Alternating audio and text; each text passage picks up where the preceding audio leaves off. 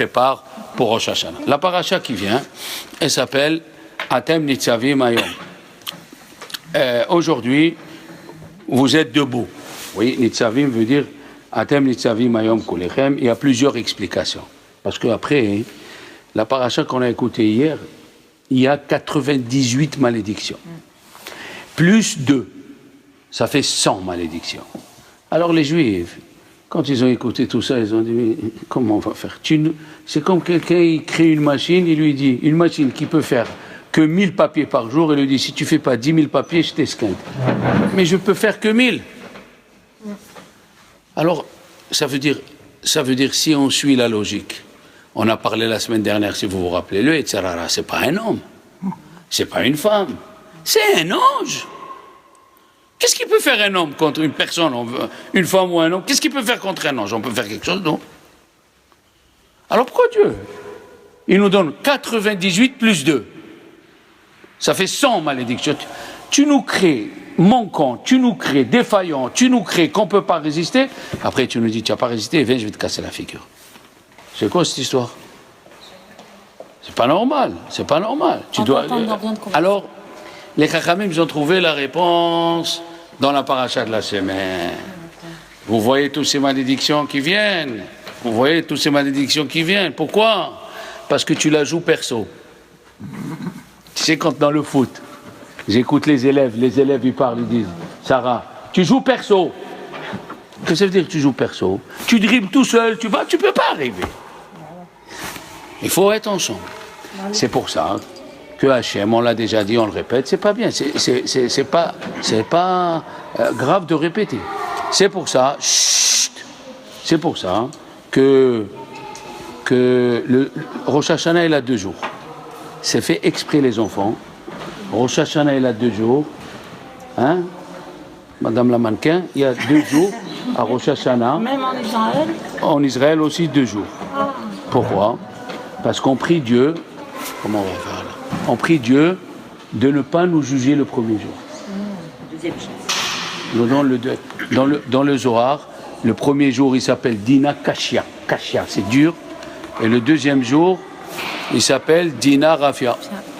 Il s'appelle la loi, elle est moins grave. Pourquoi? Vous savez quelle différence entre le premier et le deuxième jour? Extraordinaire. Le premier jour, il juge tout celui personnel. Il juge chacun personnellement. Et il voit que, bon, personnellement, on est complètement au minus à la banque, il a dit l'autre. Hein? Quand même le roi David. Eh oui, le roi David, qu'est-ce qu'il a dit? Avant que je parle, je suis fautif. Et il a dit, le roi David, ne nous amène pas au tribunal. On sait qu'on ne va pas, ni Abraham, ni Isaac, ni Jacob, personne ne peut résister. Qu'est-ce qu'on dit à Dieu? Juge-nous collectivement. Pourquoi? Parce que Dieu, il voit. Qu'est-ce que tu amènes à ton copain? Hein? À ta copine? Un téléphone, même un sourire. À plus forte raison, si tu te déranges. Si c'est collectif, on peut s'en sortir. C'est ça la paracha de la semaine. Ils ont écouté les 100 malédictions. Les Juifs, ils ont dit, qui c'est qui peut tenir devant ça? Il leur a dit, Moshe, Atem Nitzavim, vous êtes debout, Kulechem, tous aujourd'hui.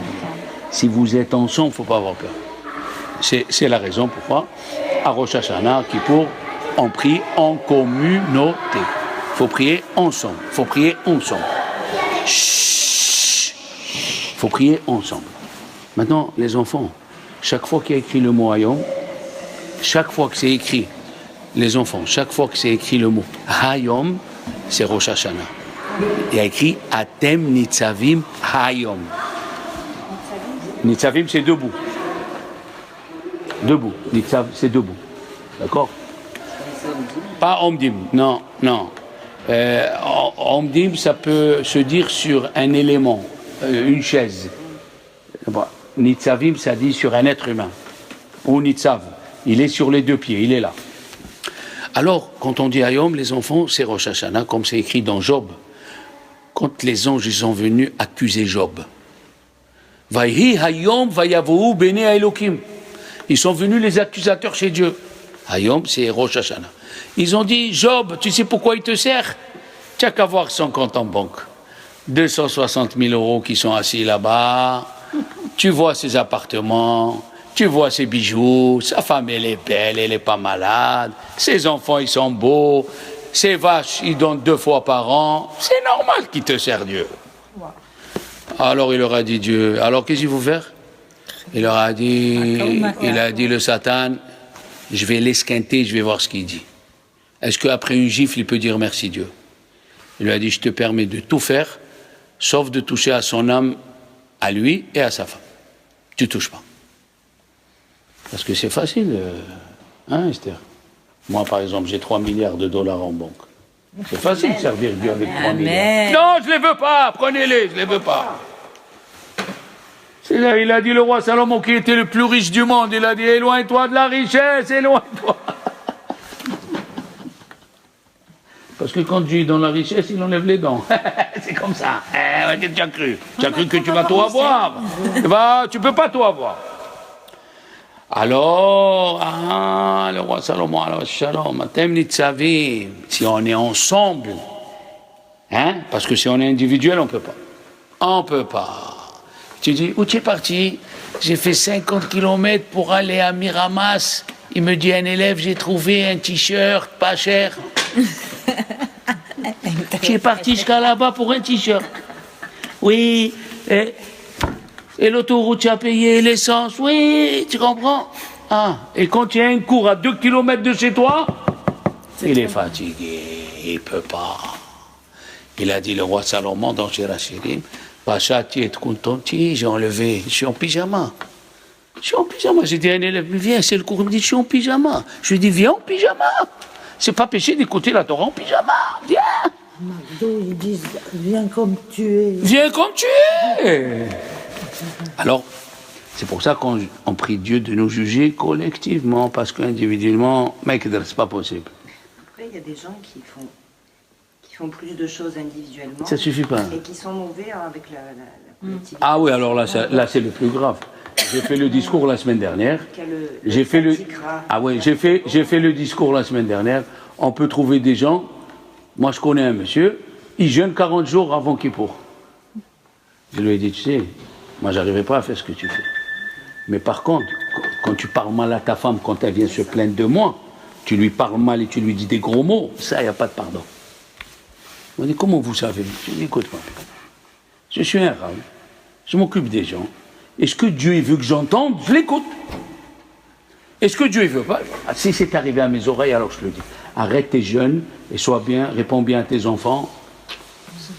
Mais bien sûr, et à ta femme. Ah bon, monsieur le Rav, monsieur, ne change pas de truc. Avec Dieu, on peut toujours s'arranger. Tu peux manger du cochon, tu peux faire Hello Shabbat. Du jour où tu fais tes chouvas, Dieu il te pardonne. Avec Dieu, on peut toujours s'arranger. C'est pas un être humain, Dieu. Mais avec les personnes, on ne peut pas s'arranger. Fais attention. On a dit ça la semaine dernière.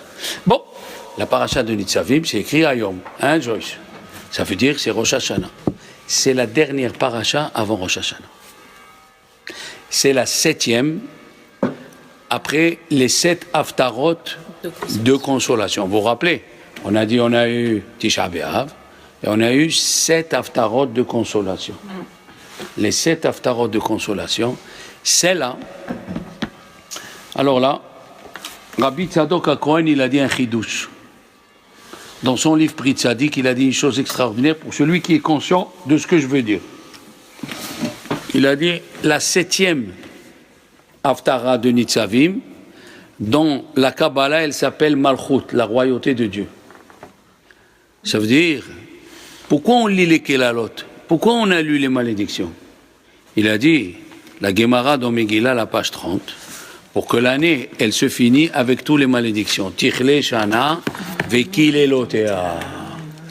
Mais alors, si elle doit finir l'année avec ces malédictions, il fallait le dire dans la semaine qui vient, juste avant Rosh Hashanah.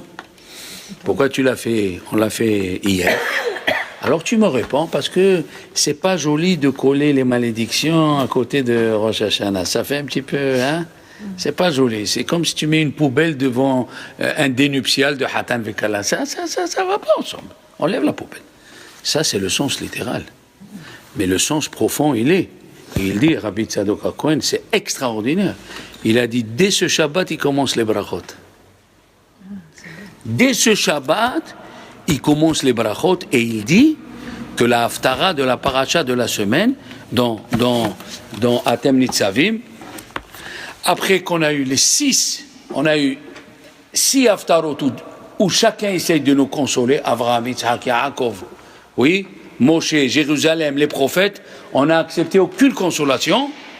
Et la dernière, on sent que c'est Dieu qui nous a consolés, on dit Sos Asis Bachem.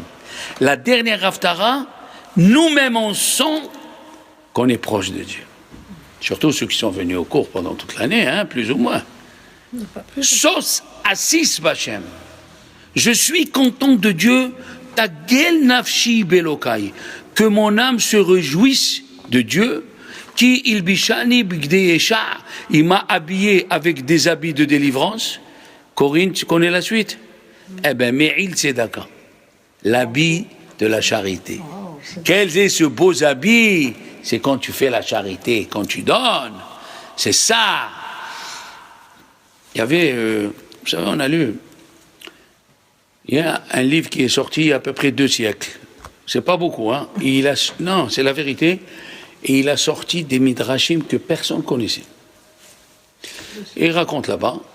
Il s'appelle Yalkut Sipurim, si tu veux. Si jamais tu le trouves, it's very, very good. Yalkut Sipurim. Il a dit, Rabbi Lazar et Rabbi Ushua, ils sont montés dans le mont du temple la veille de Kippour. Tu suis Sarah? Comme ça, tu rencontres un David. Tu sais comment ils grandissent, nos enfants? Avec les histoires. J'ai vu ton fils à Jérusalem. Lequel? Celui que j'avais en classe. Ilan? Oui. Où? Dans la synagogue du Rav Sitruk. Où ça? À Rehov Amelech David. Ilan, il était... Ouais. Bon, attends. On continue. Il te raconte pas tout. Hein. Alors, peut-être que je me trompe, mais je l'ai vu en tout cas. Yoni, vous avez dû voir Yoni. Yoni m'a embrassé avec une belle barbe. Barakallah alek. Voilà, je l'avais en classe, je t'ai dit. Ça va, Rav Shalom, ça va. Alors, il a vu un ange, ils ont vu les deux un ange avec un vêtement. Écoutez cette histoire, il voit le vêtement, il lui dit, c'est pour qui ce vêtement? Parce que tout ce qu'on fait, écoutez-moi bien, c'est écrit dans la Kabbalah, Arizal, il a dévoilé ça. Tous les mitzvot que tu fais, tu es en train de fabriquer le vêtement avec quoi ton âme, elle va s'habiller dans le monde futur. C'est bon. C'est pour ça que Shabbat, même les femmes incluses, il faut qu'ils aient 4 vêtements blancs. Moi, on a la chemise, on a le talit katan, on a le tricot de peau, on a le sous-vêtement et on a les chaussettes. Il faut qu'il y ait 4 vêtements minimum blancs. Pour Shabbat. Et les kabbalistes, ils s'habillent khlas complet. Moi, j'ai vu des kabbalistes, les sandales blancs, le chapeau blanc, la cravate blanche, quel chien blanc. Il manquait plus que le coca blanc et la dafina blanc. Tout blanc. Tout blanc. Le Shabbat. Shabbat, il faut avoir 4 vêtements blancs. C'est le Shabbat. Tous les Shabbats. Les femmes, non. Qu'est-ce que je viens de dire? Oui, les femmes. Et Yom Tov. Avec les chaussettes. Attends. Et Yom Tov. Et Yom Tov, il faut que les habits de Yom Tov, sachez-le, qu'ils soient plus beaux que Shabbat. Ah, plus beau? Sauf Rosh Hashanah Kippour, où il faut venir avec la modestie. Si tu viens avec des beaux habits, tu vas avoir un peu l'orgueil. Et l'orgueil, c'est pas bien le jour de Rosh Hashanah Kippour.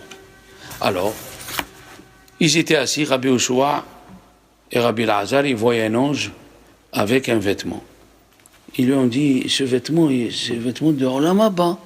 Quoi, il a déjà fait le vêtement dans sa vie? Qui c'est ce monsieur? Il lui a dit, il s'appelle Yosef le jardinier. Ah, ok, Yosef le jardinier. Il a dit, mais pourquoi il n'a pas le col? Il n'avait pas de col. Il n'avait pas le col, ni en bas la doublure pour pas que les fils y s'en vont. Vous savez, en bas d'un vêtement, en bas d'une chemise, il y a L'ourlet. l'ourlet. Ah là, heureusement que tu es là. L'ourlet. Non, mais des fois, il m'échappe des mots. Hein. C'est l'âge. Bon. Alors, puisqu'ils ont vu ça, ils ont dit, ça nous concerne. Ils ont fini Kippour. Et ils sont partis. Ils lui ont dit, où il habite à Ashkelon. Ils sont partis à Ashkelon, les gens, ils ont vu Rabbi Lazar, Rabbi Ushua, les grands de la génération. Chez qui où Rabbi Akiva, il a appris la Torah. La Torah, elle est passée par Rabbi Akiva.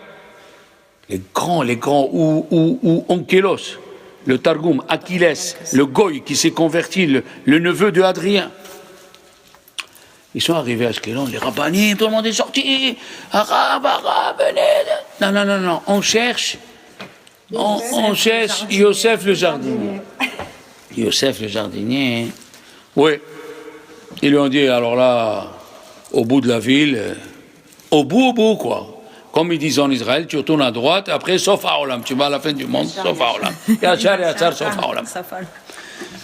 Ils arrivent, ils trouvent une petite bicoque, un petit cabanon comme ça, avec et un petit jardin. La femme, elle sort, bonjour, vous allez bien? Il lui a dit, oui, c'est ici où il habite ton mari, Yosef. Il a dit, oui, on peut le voir. Il a dit, oui, voilà, il est au fond du jardin, il est en train de bêcher des carottes, il vient. Yosef. Il a dit, Rabbi Lazar Bouchoua, il a baissé la tête de honte. Aïe, comment je suis, comment? Il a dit, non, n'aie pas peur, mon fils, assieds-toi. On est venu t'annoncer quelque chose de bon et un encouragement. Il a dit, quoi? Il a dit, ton père était riche, hein? Il a dit, mon père, il était très riche. Tu as tout perdu. J'ai tout perdu. Je ne veux pas demander aux gens, avec ma femme et mes enfants, ils lui ont dit, qu'est-ce que tu fais avec ta femme et tes enfants? Est-ce que tu... Il lui a dit, je mange. Il lui a dit, non, tu ne manges pas. Qu'est-ce que tu fais? Tu nous as reconnus, on est des rabbins. Il a dit, de ce que je gagne. Il est pauvre sur pauvre. Je gagne 3 € par jour. Je donne 1,50 € aux pauvres et 1,50 € pour nous. Dans ta pauvreté, sache-le, que tu as déjà l'habit de Olam Haba. L'habit de Olam Haba, on l'a vu, il est prêt. Seulement, il lui manque le col. Essaye de faire un peu plus. Si tu arrives à avoir le col, même dans ce monde, tu peux être un très très grand tzaddik, et ici et là-bas. Voilà ce qu'on est venu te dire.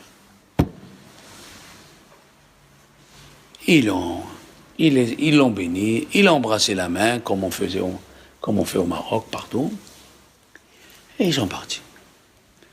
Alors il s'est assis avec sa femme, il avait une femme, vaillante. Il lui a dit, chérie, comment on peut faire? Déjà, je donne la moitié.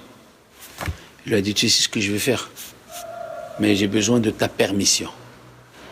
Qu'est-ce que tu veux faire? Il lui a dit, c'est pas possible, il te reste un petit peu pour être un grand tzaddik. Tu vas me vendre au marché des esclaves. Tu vas vendre ma femme? Tu vas me vendre.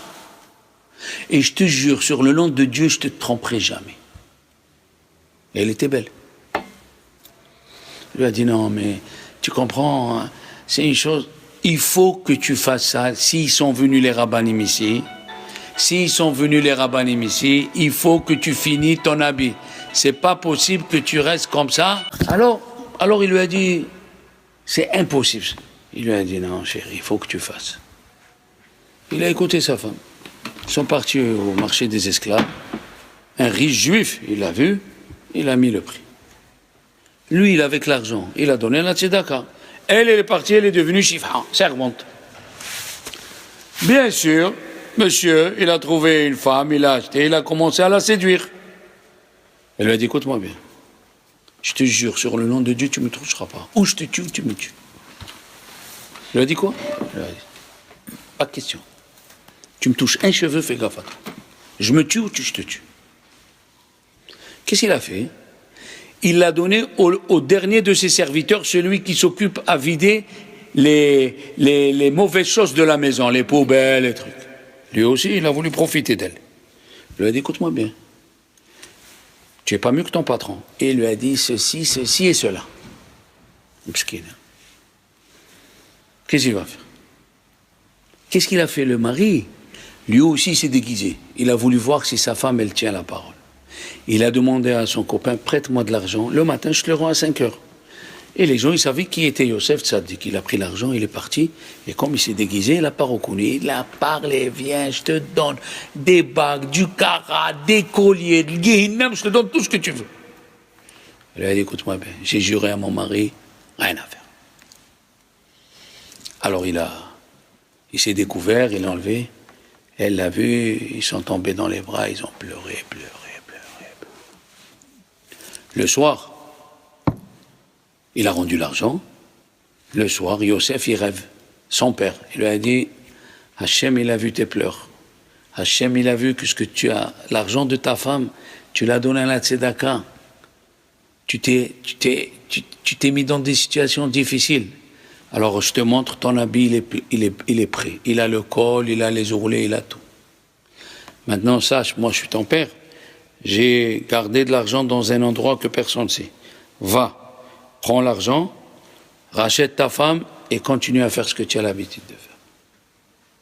C'est beau, hein? Ça veut dire, si tu fais la tzedaka, les gens ils disent, ah, comment je vais lui donner 500 € à celui-là? Réfléchis ce que tu es en train de parler. Tu as de l'argent à la banque que peut-être tu ne peux pas profiter. Pourquoi on fait le schéma le soir? Pourquoi on fait le schéma avant de dormir, Joyce? On va mourir. Ah, peut-être tu ne vas pas te lever. C'est très simple. On fait le schéma parce que peut-être tu ne vas pas te lever.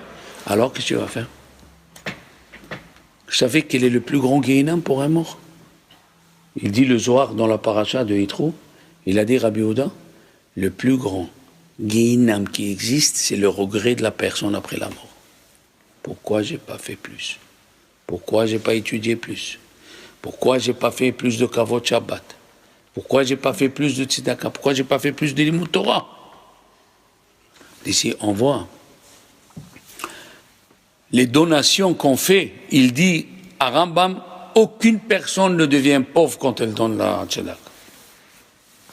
On décompte un petit peu. Ça, c'est pour montrer, parce que dans la paracha, on a parlé de celui, on va venir à Rosh Hashanah, on va dire, dans les prières, on va faire les malchouyot, les zichronot et les shofar. C'est quoi les malchouyot? La royauté. La royauté. Et il y a un rabbin, dans la Gemara de Rosh Hashanah, la page 31, il a appris c'est quoi la royauté, avec ce qu'on vient de dire. C'est quoi la royauté? La Torah, elle a écrit, tu donneras le leket, le shikha et la pa, et après elle commence le 7e mois, tu feras Rosh Hashanah. Le leket, c'est la glanure. La glanure. Le shikha, c'est ce que tu as oublié sur le terrain. Le terrain. Leket, La PA. shikha ou pa. Et la PA, c'est le coin. C'est le coin. Alors, vous savez, on a matanot anim, on a les choses qu'on donne aux pauvres. Mais tout ce que tu donnes aux pauvres, tu as le droit de vérifier. Tu as le droit de dire qui tu es, combien tu as, à qui tu donnes, d'où tu viens. Tu as le droit d'enquêter. Il y a 3 choses où tu n'enquêtes pas. Il vient un monsieur Corinne avec une Bentley.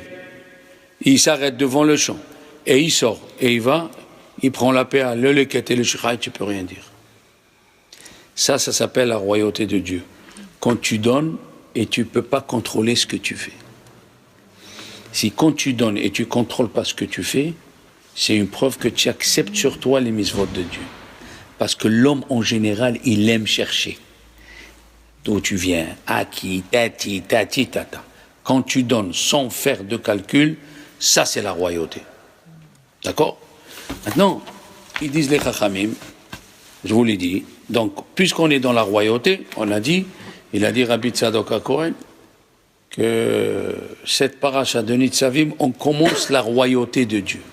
Et si tu prends les 3 cadeaux qu'on donne aux pauvres, avant la paracha de Rosh Hashanah, c'est leket, shikha et pa, ça fait les mots shafel.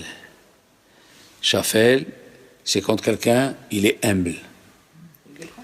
Humble. Humilité. Quand quelqu'un il est modeste, il est humble, il ne demande pas de questions. Chaque année, je fais l'expérience, Corinne. Quand elle arrive la paracha de Abraham, je fais une expérience extraordinaire en classe. Je pose un verre d'eau devant moi. Et j'attends qu'il y ait le silence et je dis à un élève, viens me donner le verre d'eau dans ma main. Le verre, il est là. Donne-moi le verre d'eau dans ma main ou, tu sais quoi, verse-moi le verre d'eau dans ma bouche.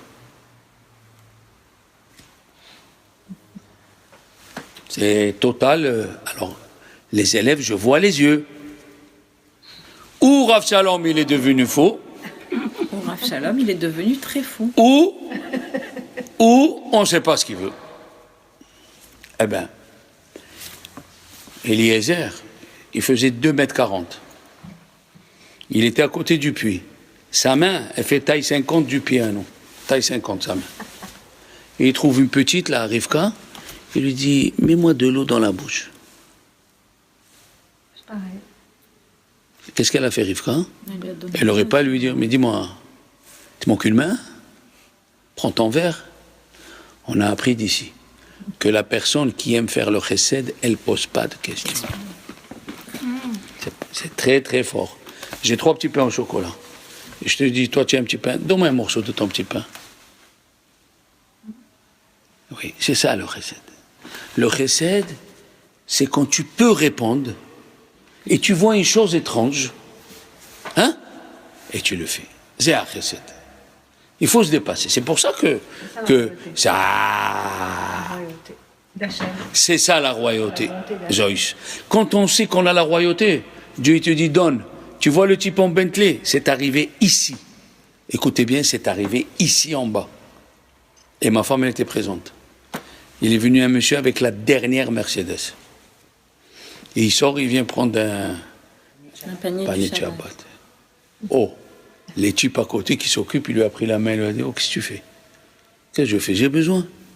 Il lui a dit, tu viens en Mercedes? Il lui a dit, mon fils, tu te trompes. J'habite à La Roche, c'est la voiture de mon frère. Moi, j'étais jeune, j'avais de l'argent, j'avais. Je lui dis à mon frère, rien que prête-moi la voiture pour aller chercher la viande pour Shabbat. Il n'a pas pris la bonne voiture. C'est fort en chocolat, cette histoire. Ah. Alors, nous avons la malchoute. La malchoute, d'accord? C'est quand tu ne... La malchoute, c'est quand tu ne reçois pas de retour. Tu acceptes ce que Dieu il te donne. Et tu es reconnaissant à ce qu'il t'a fait. On a vu dans la paracha, on amène les bikurim, mais Rachid dit chez l'otier kafouitova. Ne sois pas ingrat. Ne sois pas ingrat. À ce sujet, qu'est-ce que ça veut dire ne sois pas ingrat? Il y a Rabbi Michel Yehuda Livkovitch, Zichrono Bracha, c'était un très très grand Rosh Yeshiva. C'est lui qui a eu les grands qui sont là de ce monde. Rav Chaim Kanevski Shalita et Rav Nissim Karlitz. Il est venu voir Rav Chaim Kanevski. Il lui a dit, s'il te plaît, est-ce que tu as tel livre? Je sais que tu as tel livre, on m'a dit que tu as tel livre. Il lui a dit, oui, j'ai ce livre. Mais Rav, pourquoi vous voulez ce livre? Il lui a dit, quand j'étais petit, mon père, il n'était pas Talmid Chacham. Il était Sandelar, cordonnier. Schumacher en Allemagne, en allemand.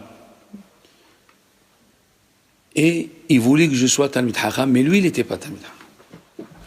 En général, un enfant, il suit l'exemple de son père, oui ou non? Rav, pardon. Rabbi, il est parti voir Rav Kanievski. Voilà, oui. Rav Michel Yehuda Livkovitch. C'est un très très grand Rosh Yeshiva. Il est niftar, il a laissé des élèves et des écrits très très très bien. Mais de sa conduite, vous allez voir. Il était le Rav de Rav Kanievski quand il était petit. Élève.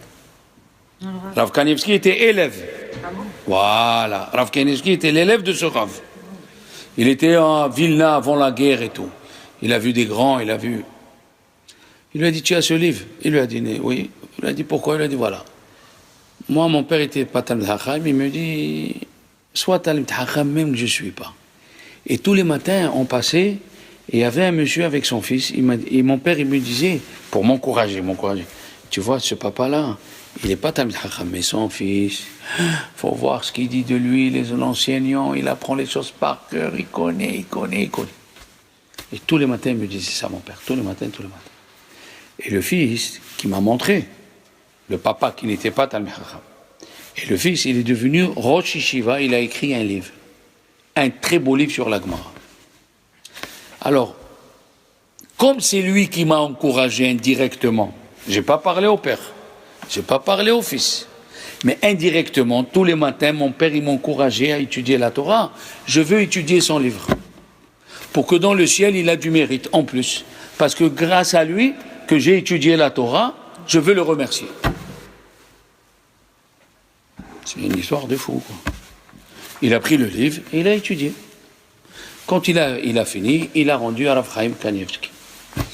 Qu'est-ce qu'il a fait, Rav Chaim Kanievski? Il a dit, je vais étudier dans le livre de celui qui a causé pour qu'il sorte Rabbi Yehuda Livkovitz, qui était mon Rav. Moi aussi, je vais être reconnaissant à ce monsieur que grâce à lui, j'ai eu mon Rav. On est dans un autre monde, là. On est dans... Vous comprenez?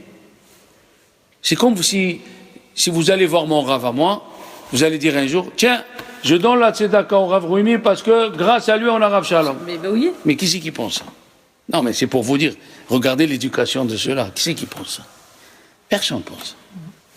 Et le Rav qui a reçu, il a dit, je vais étudier dans le livre qui a causé à ce que mon Rav, il est devenu mon Rav. Regardez où ça va la reconnaissance. Regardez où ça... C'est extraordinaire. Comment il faut apprendre à se conduire. Comment il faut apprendre à être reconnaissant envers... Moi, je dirais, tous les problèmes viennent parce qu'on ne sait pas ce que l'autre nous amène. Si on savait ce que l'autre nous amène, il a dit, le Rav Shach, la reconnaissance, c'est jusqu'à la fin de ta vie. Il m'a rendu, quelqu'un t'a rendu service, jusqu'à la fin de ta vie, il faut dire merci. Ça y est, je lui ai dit 10 fois. Je lui ai offert une bouteille de whisky, je l'ai invité chez moi, jusqu'à la fin. Pas pour lui, il dit Rav Shach, pour toi, pour que tu te bonifies. Est-ce que la terre, elle comprend quelque chose? Est-ce que l'eau, il comprend quelque chose? Et qu'est-ce qu'il a dit Dieu à Moshe? Toi, tu tapes pas l'eau, ni tapes pas la terre, ils t'ont sauvé les deux. Mais dites-moi, est-ce que la terre, elle comprend quelque chose ou l'eau, il comprend quelque chose? La terre, elle comprend rien, et l'eau, il comprend rien. C'est pour toi. C'est pour toi. Oui. Si quelqu'un, il est milliardaire, il veut casser des verres. Il n'y a pas d'issour, il est milliardaire. Seulement, il devient ingrat. Le verre où tu abuses, il dit Rachamim, le verre où tu abuses, ne le casse pas. Pourquoi le verre, il comprend? C'est pour toi. Maintenant, comment on appelle le jour de Rosh Hashanah? Yom HaZikaron. Ah, et là, il y a beaucoup de... Hein, il y a beaucoup, comme on dit à Marseille, d'explications. Alors, qu'est-ce que c'est Yom HaZikaron? Chachamim, ils disent... Alors, on dit aussi, d'abord, le premier Zikaron, c'est qu'il se rappelle du sacrifice d'Isaac. Oui ou non? Et tous les jours, les cendres du bélier de Yitzhak, qui sont devant Dieu, et on le dit dans la prière. Regarde s'il y a un sidour, s'il te plaît. Juste un sidour, ça dépend lequel, parce que, voilà, je vais te dire s'ils le mettent tous les jours dans la Peticha. Non, c'est pas la peine du Patah Eliyahu. Yeri Shamaim, Manu. Voilà, tout, voilà. Tous les matins, on dit, aie pitié de nous, rappelle-toi de la Hakeda de Yitzhak, que comme si la cendre, elle est ramassée et posée devant toi. Et regarde dans la cendre pour avoir pitié de nous. Et enlève-nous les mauvais décrets. Donc, ici c'est écrit, voilà, je vous lis en hébreu, Tizkor lanu Hakedato shel Yitzhak Avinu, כאילו אפרו צבור ומונח על גבי מזבח ותביט באפרו לרחם עלינו. Et comme la Hakeda s'est passée le jour de Rosh Hashanah, c'est pour ça qu'on sonne le chauffard le jour de Rosh Hashanah avec le... Et on parle de la Hakeda d'Yitzhak. Mais en vérité, les cendres du bélier, ils sont devant Dieu tous les jours. C'est pour ça c'est écrit dans les malédictions. Et je me rappellerai, à la fin des malédictions, donc Kitavo, Vezacharti et Beriti Avraham, Ve'et Yitzhak, Ve'et Yaakov Eskor. Je veux me rappeler de Avraham et de Yitzhak, et je me rappellerai de Yaakov. Pourquoi il n'y a pas écrit le mot rappelé dans Yitzhak? Parce que tous les jours, il est devant. Ah, parce qu'il est tous les jours devant. C'est pour ça que c'est écrit « Je me rappellerai du souvenir d'Abraham et de Yitzhak, et je me souviendrai du souvenir de Yaakov. » Mais il n'y a pas Yitzhak parce que tous les jours il est là. Donc c'est une des raisons pourquoi on l'appelle Yom HaZikaron. Deuxième explication, c'est que tout le monde connaît, c'est que ce jour-là, Dieu, il se rappelle de toutes les fautes qu'on a fait. On va voir, c'est écrit, il y a des gens, ils ont progressé dans la Torah. Tu écoutes, ma fille?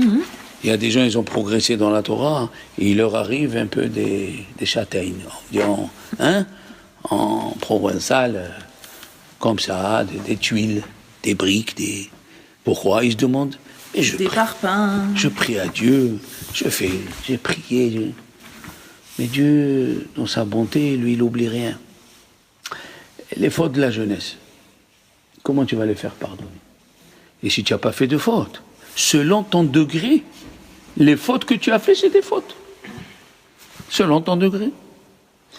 Plus un homme ou une femme, elle monte dans la Torah, une femme ou un homme, il monte dans la Torah, plus ce qu'elle fait, c'est très important. C'est très simple. Il y a une femme qui a dépassé Avraham, Yitzhak, Yaakov et Moshe. C'est une femme. C'est Rachel Imenu. Rachel Imenu dans la destruction du temple. Tout ce qu'il a fait Avraham, ça n'a pas marché. Yitzhak, il a parlé, ça n'a pas marché. Yaakov, Moshe, il leur a dit, je ne veux pas vous entendre. Rachel, elle est venue, elle a cassé tout. Rachel, elle a tout cassé. Voilà, une femme qu'on ne s'attendait pas. On s'attendait, on parle, Avraham, Yitzhak, Yaakov, Moshe, Torah Tzivalanu, Moshe. Ok, tout ça is good. Mais au moment du malheur, qui c'est qui nous a sauvés? Les pleurs de Rachel. Rachel, aimez-nous, une femme, quand elle pleure, elle déchire le monde entier. Il y avait un rave, le premier Admour de Belz, un Gaon Atsoum, un Tzadik Atsoum. Quand il ouvrait le Sefer Torah, il ne sortait pas le Sefer, jusqu'à qu'il demandait au Shamash, est-ce que les prières des femmes de la Hazara, ils se sont arrêtées ou ils continuent à prier? Les gens, ils ne s'imaginent pas ce que c'est les prières d'une maman. Ils ne s'imaginent pas. Moi, si je suis ce que je suis, c'est parce que je vous l'ai toujours dit, c'est ma mère. À 4h30, elle me levait pour aller à la synagogue et mon père dit, mais tu es folle, tu mets en danger. Non, le bon Dieu il va être avec mon fils. Elle m'accompagnait, elle descendait les escaliers avec moi. J'avais 11 ans. J'étais avant le Shamash, j'étais à 5h15 du matin. Elle me prenait la main, elle la mettait sur ma tête, elle me bénissait. Et comme elle parlait plus l'espagnol que le français, elle me bénissait en espagnol. Dieu protège-le, fais de sorte que mon fils y soit bien. Voilà, une prière d'une maman. Une maman dépassée. Qu'est-ce qu'il dit dans la Megillat Ruth, dans le Midrash de Megillat Ruth? S'il n'y avait pas les vieilles femmes de Bethléem qui bénissaient Boaz tous les jours, il serait mort. Il serait mort. C'était le dernier rejetant de David Amelech. La prière d'une maman. La prière d'une maman. Moi, je connais une femme, son fils, il était épileptique. Je parle sérieux, épileptique. Je lui ai dit, si tu peux aller chez ce kabbaliste, chez Rav Kadouri, qui te donne un talisman, un caméa. Elle est partie sous le soleil, elle a attendu 2 heures. Le Shamash, il est sorti, il lui a dit, le Rav, il ne peut plus recevoir, il est fatigué. Elle s'est mise par terre en train de pleurer. Le père, 2 vieux, des vieux, le père, le grand-père et la grand-mère sont mis en train de pleurer. Le Shamash, il a vu ça. Il est rentré chez le Rav, il a dit, je ne peux pas. Un couple de vieux qui pleurent, ils viennent de France. Il a dit, fais-les rentrer. Il lui a donné un talisman écrit par sa main. Il avait des crises 1 fois sur 2 le soir. Les parents ne dormaient plus. Quand il arrivait le soir, les parents, c'était un cauchemar. Le père, il hésitait, il n'aimait rien à faire. La mère, rien à faire. La grand-mère qui est partie, qui a pleuré, elle a amené le talisman. Il lui a dit, tu l'enlèves jamais, jusqu'à après la bar mitzvah. Il a mis le talisman. C'était le premier soir qu'ils ont dormi. Wow. Les pleurs d'une maman, les pleurs d'une grand-mère, ça fond le ciel, les 7 cieux, ils fondent. Les pleurs. Parce que les enfants, le bon Dieu, il n'est pas... Le bon Dieu, il a pitié même d'un rachat. Il a pitié même de celui qui a tort. Écoutez-moi bien ce que je vais vous dire. C'est extraordinaire. Vous savez tous pourquoi Dieu il a dit à Moshe, va de bonne heure, il y a Pharaon qui sort au bord du fleuve. Pourquoi il a dit va de bonne heure? Parce que Pharaon il se prenait pour un Dieu. Et il faisait pas ses besoins la journée. Et il faisait ses besoins à 3 heures du matin au bord du fleuve. Et il passait par un tunnel où il y avait des lions. Mon cher Rabbeinu, il est passé, les lions, il lui baissait la tête, il lui dit Shalom Aleichem, ça va, mon cher Rabbeinu, passe, c'est par ici, hein. Attention, il y a plusieurs, hein. Passe par là. Il rencontrait des lions, des panthères, et tous, ils ont dit, Paro, il voit, il a dit, tu as passé tout ça? Oui. Il a dit, voilà, Dieu, il m'a dit de te dire ça. Et il a allongé exprès pour que Pharaon, il éclate de faire ses besoins dans le Nil. C'était rigolo.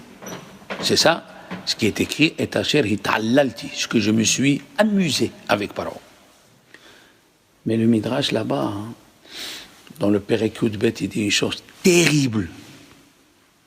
Il lui a dit à Moshe, va vite de bonne heure avant lui, commence à parler avec lui avant qu'il me prie. S'il me prie, je l'écoute. Mais c'est fantastique cette histoire. S'il me prie, je l'écoute. Parce que je suis un Dieu et j'écoute tout celui qui s'adresse à moi. Un rachat comme Paro, s'il prie Dieu, Dieu il écoute. À plus forte raison, hein? À plus forte raison Joyce, à plus forte raison Corinne, que Dieu va nous écouter. Oui ou non? Alors c'est ça la morale qu'il faut apprendre. C'est ça la morale qu'il faut apprendre. Si déjà un rachat, Dieu il écoute. Vous savez que comment ils sont sortis les 4 géants qui vivaient à Hebron? Vous avez dit que c'était l'ange. Hein? C'était l'accouplement de l'ange avec... Eh bien, il y avait 2 sortes de géants. Zoé, je viens de l'apprendre vendredi grâce à vous. Il y a ceux des géants et ceux de pas géants. Oui. Orpa. Oui. Orpa. Et Ruth, c'était les belles-filles de Naomi. Oui. Orpa, elle lui a dit, va-t'en, elle est partie. Elle est partie. Et quand elle s'est retournée, elle a versé 4 larmes. 4 larmes, oui. De ces 4 larmes, ils sont sortis 4 géants. Dont Goliath. Regardez, une femme, une Goya, même qu'elle s'est mal convertie, elle a pleuré, Dieu l'a écouté. Regardez ce que c'est les pleurs d'une femme. Les pleurs d'une femme, les prières d'une femme, ils peuvent atteindre des sommets. Mais Shabbat, on n'a pas le droit de pleurer la femme. Qui? Shabbat, on ne pleure pas. Non, on n'a pas le droit. On n'a pas le droit de pleurer. Mais Rosh Hashanah Kippour, Arizal, il a dit, la personne qui ne pleure pas, c'est qu'elle a une âme très atteinte. Vous vous rendez compte de ça? D'après la halakha, il ne faut pas pleurer. Il faut pleurer, il faut mélanger les deux. Avec le sentiment d'élévation que tu vas avoir le mérite de t'adresser à Dieu le jour de son couronnement. Il faut que tu aies les larmes qui arrivent. Voilà, Esav, il a pleuré 2 pleurs et demi, 2 larmes et demi. C'est un rachat, Esav. Les 2 Beth Amikdash ont été détruits à cause de ces 2 larmes. Et tout ce qu'on sauve jusqu'à présent, c'est la demi-larme qui est encore suspendue. C'est pour nous dire la force de la prière. La force de la prière, quand elle est dite avec le cœur. Qui c'est qui a gagné Abraham dans la prière? Qui c'est la personne qui a gagné Abraham Avinu dans la prière? Lot.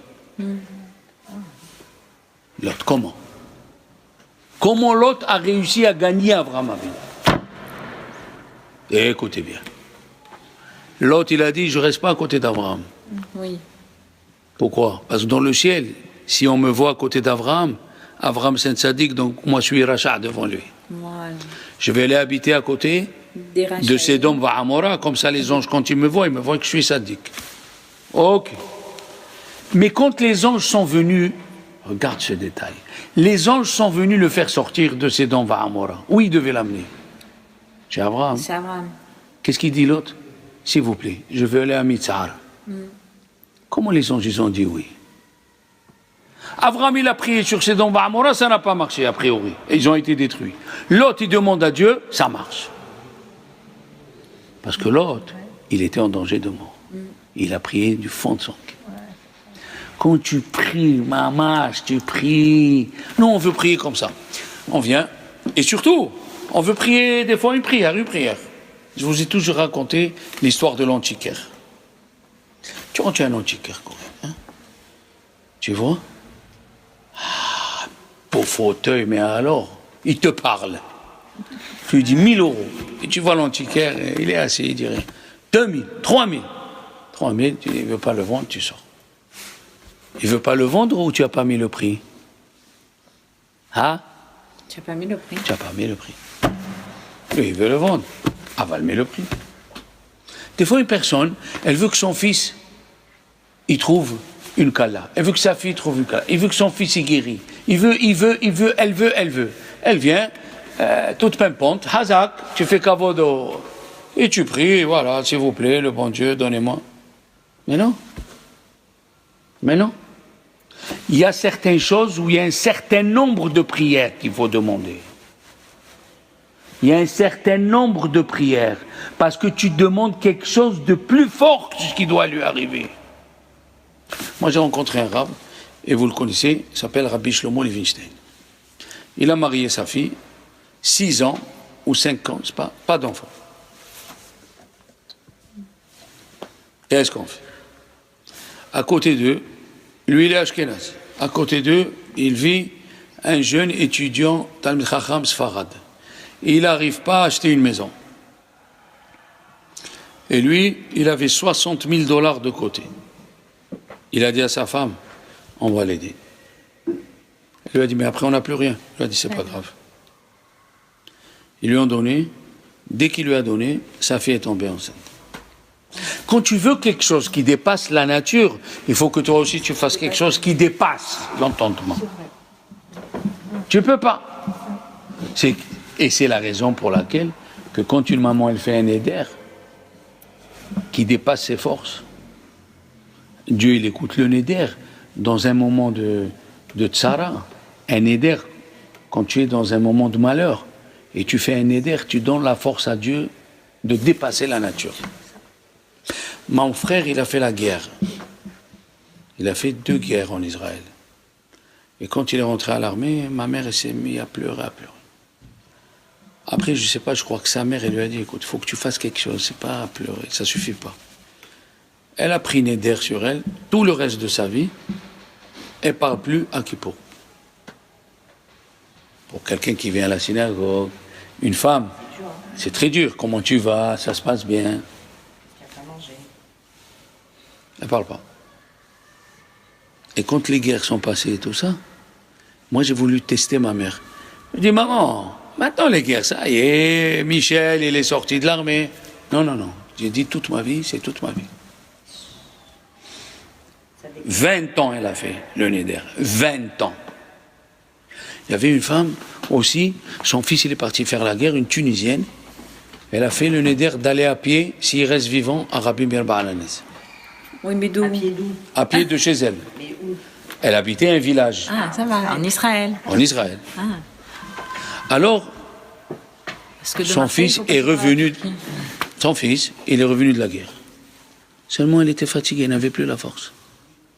Elle est partie voir Rav Bougit Saadoun, ou par écrit, je ne sais plus. Elle lui a dit, tu peux m'enlever le Neder? Il lui a dit, je peux t'enlever le Neder. Mais ton fils, il sera en danger de mort. Alors il a dit, qu'est-ce que je fais? Il a dit, vaut mieux que tu ailles à pied. Une vieille femme. C'était 12 ou 10 kilomètres. Ça a duré, je ne sais pas combien. Tous les jours, elle faisait 100 mètres, 200 mètres, 300 mètres, jusqu'à Rabbi Meir Ba'alanès. Quand tu fais un éder qui te dépasse, tu peux avoir un miracle qui dépasse la nature. Donc, Yom HaZikaron, 1, c'est pour se rappeler de Yitzhak Rabbeinu. 2, c'est pour se rappeler de nos péchés. Et le Rambam, il dit, ça m'a plu la raison du Rambam, je suis tombé amoureux de ce Rambam. Il a dit Yom HaZikaron, Dieu il va venir nous juger. Combien de fois on s'est rappelé de lui pendant l'année? Zikaron. C'est quoi Zikaron? Il se rappelait. Il va venir voir combien. Vous connaissez la blague. Une fois, il y a un monsieur, un jeune étudiant rabbin, un kolelman. Tu sais ce que c'est un kolelman? Il se lève le matin, il va à la prière, après il vient, il étudie, il se casse la tête, après il rentre, il mange une pita avec un morceau de je sais quoi, de ce qui lui reste de Shabbat, et après il va l'après-midi, ça rentre. Tu ne sais pas ce que c'est un kolelman. Tu vis avec un Sefer Torah, tu ne sais pas quand il rentre, quand il sort. Bon. Il vient le kolelman Corinne, il dit à son roche kolel, vous savez ce que j'ai eu hier soir, j'ai eu un rêve extraordinaire. Il lui a dit quoi? Il lui a dit, j'ai rêvé que j'étais assis avec Dieu. Le Rav lui dit, tu as rêvé que tu étais assis avec Dieu? Quel rêve magnifique. Tu pries le matin? Il lui a dit oui. Tu étudies la Torah le matin? Oui. L'après-midi? Oui. Le soir? Oui. Tu fais minha? Oui. Et le soir, tu fais arbitre? Oui. Et le soir, tu rêves que tu es avec Dieu. Et toute la journée où tu étais?